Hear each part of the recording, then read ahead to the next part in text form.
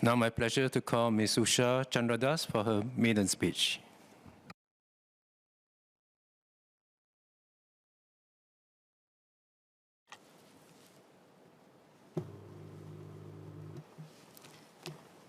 Mr. Speaker, I rise in support of this bill, but I have some comments to make that I hope the government will take into consideration. Now, the proposed extension to paternity leave from 2 weeks to 4 weeks in the Child Development Co-Savings Act marks an important milestone in Singapore's commitment to gender equality. It aims to reset traditional perceptions that child-rearing should be the sole responsibility of mothers. In some ways, these legislative changes are in step with what is already happening in multinational enterprises in recognition of how the world is changing. In fact, MOS San mentioned the example of Telstra as a business that has already started to adopt expansive family-friendly policies. Standard Chartered Bank is another example that I would like to cite. Employees at Standard Chartered Bank will now get a minimum of 20 weeks of paid parental leave, irrespective of gender, or how a child comes to permanently join an employee's family. HSBC also recently announced extended paternity and maternity leave for its employees. For HSBC, paternity leave will increase to 8 weeks, up from the current 2 weeks, while maternity leave will increase to 26 weeks, up from 16 weeks.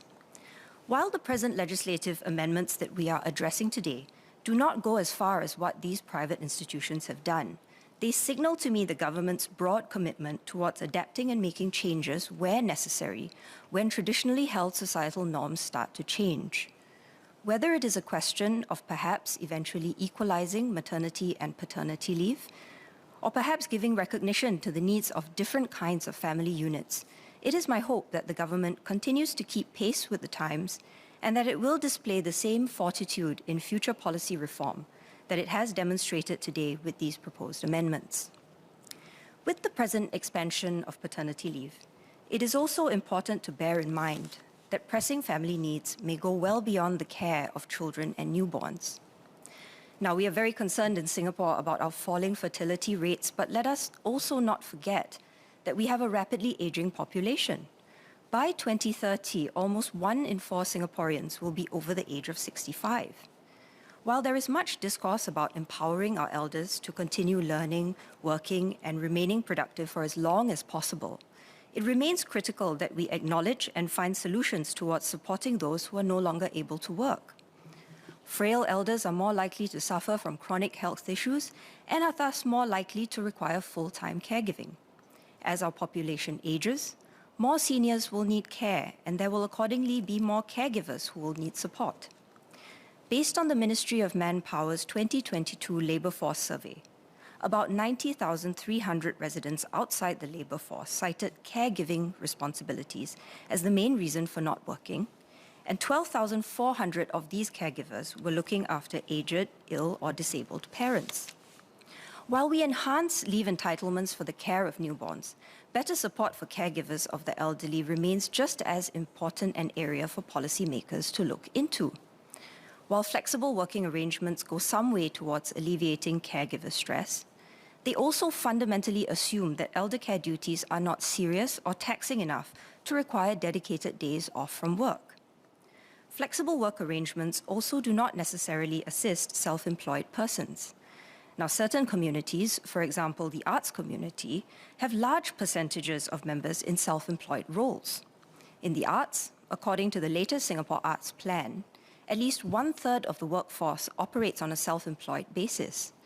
Anecdotally, I have heard from members of the arts community that elder care duties can be not only isolating, but a source of extreme financial stress while juggling the demands of freelance jobs that do not offer leave provisions.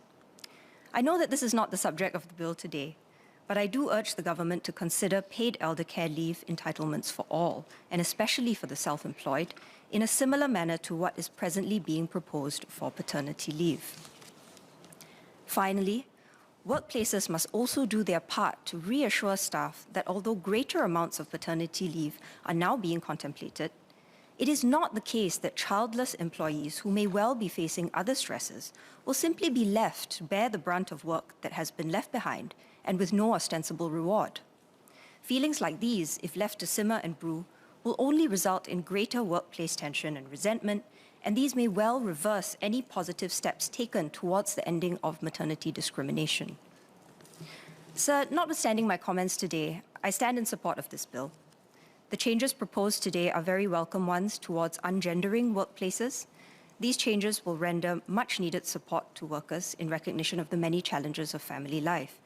It is my fervent hope that the government continues this push towards inclusiveness and the caregiving needs of our country as a whole, and as societal norms continue to grow and evolve over time.